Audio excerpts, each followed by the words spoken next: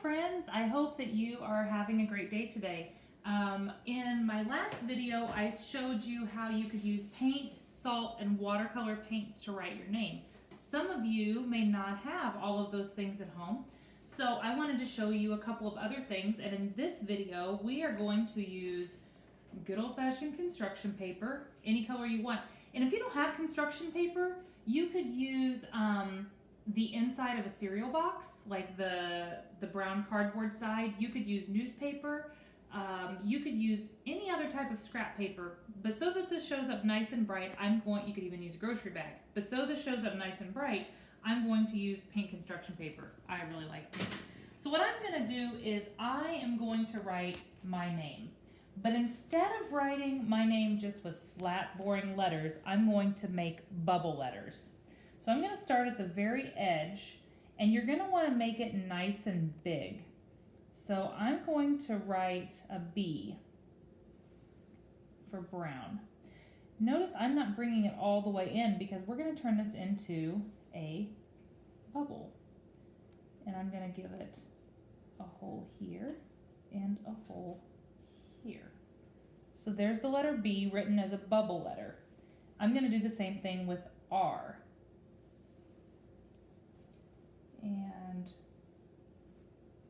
so you may have to take your time doing this. You have to remember that I'm old enough to be your mother, so I've had a lot more practice at this than you have. So if I'm going fast, just remember that you'll be able to also after you practice it. So there's that. O is the easiest. O is super easy. So if you have an O in your name, you are lucky. Because it's just an O and then a little O inside. And if you want to practice on another kind of paper first, that's fine. So this is my last name, Brown, B-R-O, and then I can do W-N later. I'm going to show you for now what you can do.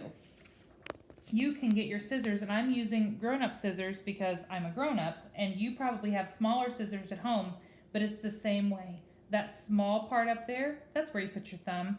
This little part down here, that's where you put your fingers. And just like we sing our song at school, open and shut, that's the way we cut, cut, cut with our fingers on the bottom and our thumb on top. That's the way we cut, cut, cut. Okay, so you're gonna hold your paper with one strong hand and you're gonna cut with the other. And you're gonna follow those lines. Okay, when you get up here, you don't have to turn your arm like this, you just turn your paper. And you turn the paper, and you keep turning the paper, and you turn the paper some more. Notice this arm's not moving a whole lot at all. And then you're gonna go back this way, and I'm following on the line, and I'm taking my time. You don't have to rush. If you rush, you're probably gonna mess up. So just take your time. All right, now I have my B cut out, and for those of you who would like to take a risk and try something, we really want to cut out the middle part of that B and the middle part up here. So I don't want to just stab it. I don't want to lay it on the table and do this. Those are not cool things to do. What you want to do is take it and you can fold it just a little bit, and in the middle you're gonna make just a little tiny cut. See that? And then you can get your scissors down in there. And when you get up to that black line, you just start turning that paper. I know this is pretty big kid stuff, but I know that you can do these things, and you have time to practice. You might be doing surgery on me someday, and I'm gonna need to know that you have good cutting skills and good sewing skills. Okay. So I cut out the bottom part. Same thing for the top part. I'm just gonna go up to that top part and I'm just gonna bend the top part of that B like that. Make a little slit. And then I'm gonna get my scissors in there. Cut out to that black line. And just go around.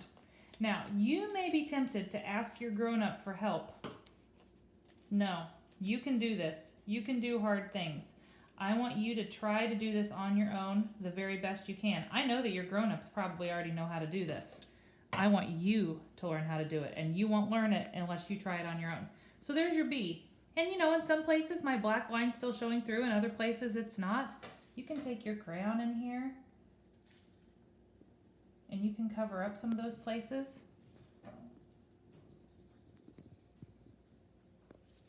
Totally up to you on how you want to do that.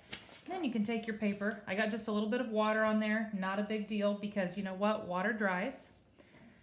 Our fancy dancy glue bottle. Just remember that your glue bottle is like a snowman. Anytime you go to open him, you're going to twist his carrot nose. Only his carrot nose. Don't twist down here. Twist up here. There you go. See how we open it? And then we're going to test it. We're going to do a little squeeze to see if he whistles, toots, or squirts some glue. Oh. And I've got glue coming out. So you want to make sure that your bee isn't backward.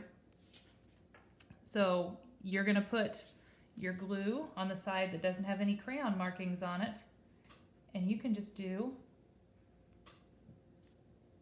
the letter B like that.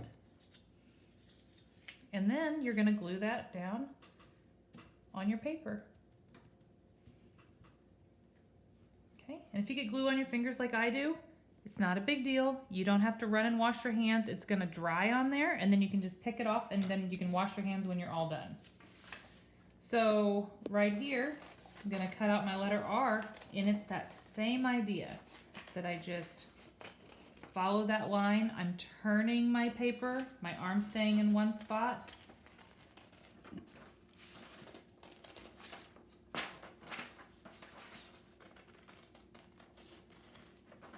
Do, do, do, do, do, do. And again, you're just taking your time. And I'm not holding my paper over here, I'm holding it close to where I'm cutting. And you just keep your fingers out of the way so you don't cut them. And there's my R, I'll just set it over there, I'll glue it in a second. And then here's my O. Kind of looks like a tire or a donut. Now I kind of want a donut. Maybe I'll put some sprinkles on it. You could even decorate this like a donut if you wanted to. You could really jazz this up, make a pretty fancy name.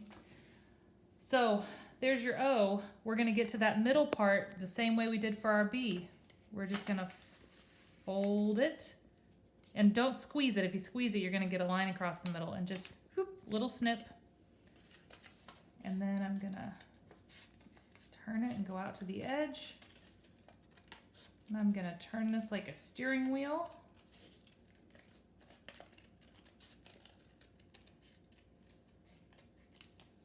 And there's your O. And you're going to do the same thing. Your glue bottle's still open. Thin line. Remember, not a lot. And that one I think I'll make it look like I put some special topping on my donut. Turn that over. And I'll turn that over. Okay, and then what you can do, grab some crayons, grab markers, grab paint, decorate your letters. Maybe one of them gets lines. And I only did 3 letters of my name because I'm sure that by now you are wanting to go and create these all on your own. Okay, maybe this one is dots. Maybe you want to use all different colors. Maybe you want to draw a background. That would be the green part. Maybe you want to decorate all over it. Maybe there's a family of giraffes living inside that O. Maybe there are people hiding behind the R. Maybe the B wants to go swimming. I don't know. You have to decide. I don't care how silly it is. I think the sillier the better. So, I hope that you have had fun today exploring what you can do with the letters. And I will post a sheet of what bubble letters look like on your Canvas page so that if you need a little bit of help figuring out what those B's look like and those D's and Q's and all those other fun letters, you'll be able to have a little bit of a guide to help you out. So I hope you had fun, and I can't wait to see what you create. Have a great day. Bye.